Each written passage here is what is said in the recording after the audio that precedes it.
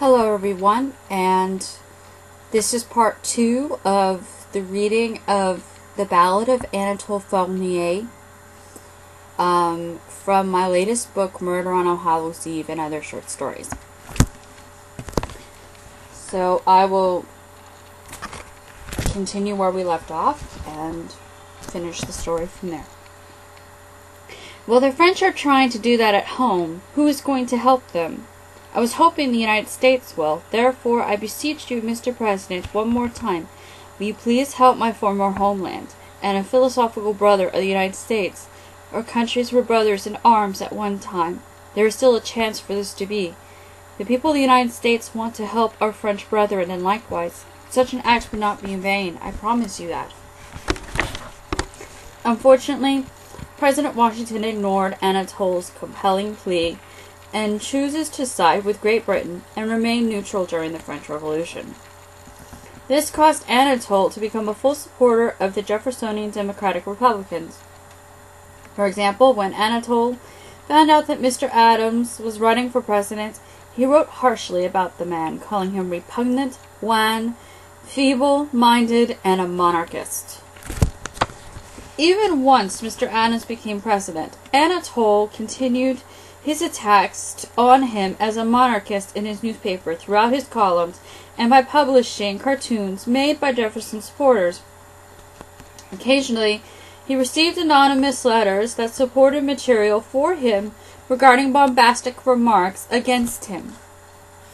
Unfortunately, this made Anatole a target once the Alien and Sedition Acts were signed in 1798. Anatole was arrested for being a foreigner and a harsh critic of President Adams, and placed in prison.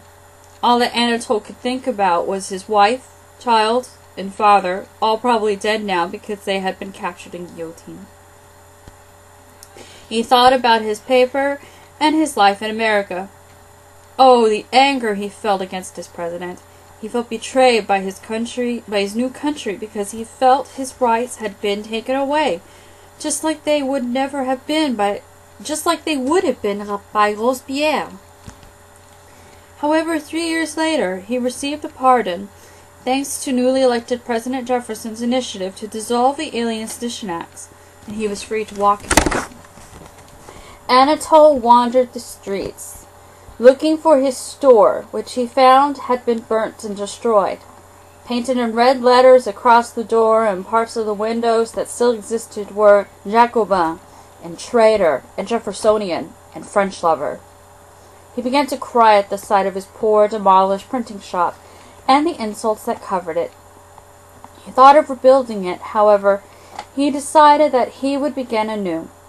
He went to the nearest bank, took out all the money he had left, and took the next coach towards Washington, D.C. As soon as he got off the coach, he looked for a plot of land to build his new printing shop. It took him almost a year to get it built, but once it was bigger and better than the old one. In honor of the president who pardoned him, he named the new store and its accompanying newspaper The Revolutionary. In the first edition of his paper, he wrote a column about President Jefferson lauding his efforts to dissolve the Alien and Sedition Acts. Mr. Jefferson is a true Republican, for he has recognized the equality in all people. However, he has also remembered that we are all Americans no matter what our partisanship or nationality is. Yes, I am French-born, but I am recognized by Mr. Jefferson as an American, a rightful citizen of this country, while Mr. Adams saw me as a fraudulent foreigner. Be loyal to this man, my friends, for he wishes not for partisanship to break us apart, nor limit the expression of the human mind. Rather, he wants us to debate the American experiment as much as possible, and promote the equality of man as long as people have breath in their lungs.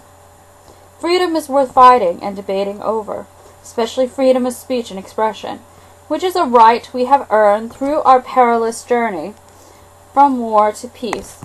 Therefore, my dear readers, we must rejoice in our identity as Americans, and pray to God that prosperity will protect our dear President and promote his just policies to be good for the whole of the world forevermore.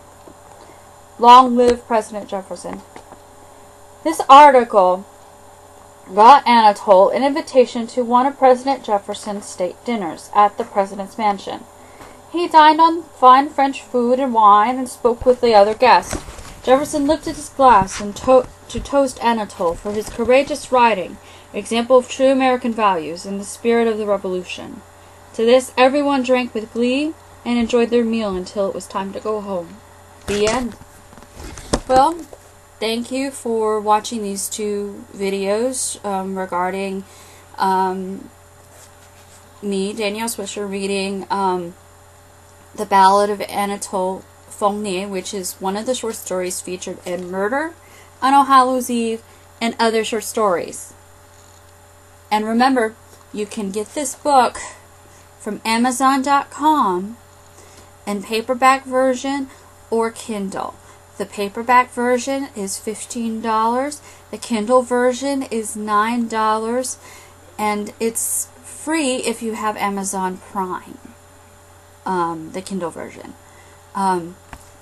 Also want to let you know that I have a new book that's just been published called The Adventures of Travis and Astrid, which will be a book series, and the first book of that series is out, called The Europe Blogs. It's only available on Kindle for right now, but in about a week or two, it will be available for purchase on Amazon.com as a paperback. So, thanks for watching today. Hope you enjoyed this story, and keep on looking for more videos on my YouTube channel, and also check out my my webpage at http://DanielleSwisherWebs.com, and my Facebook page, my author's page, Danielle Swisher Author, Facebook.com, and also don't forget to go on Amazon and go to my Author Central page, and also to look at what books I have available. Thank you so much, and have a nice day. Goodbye.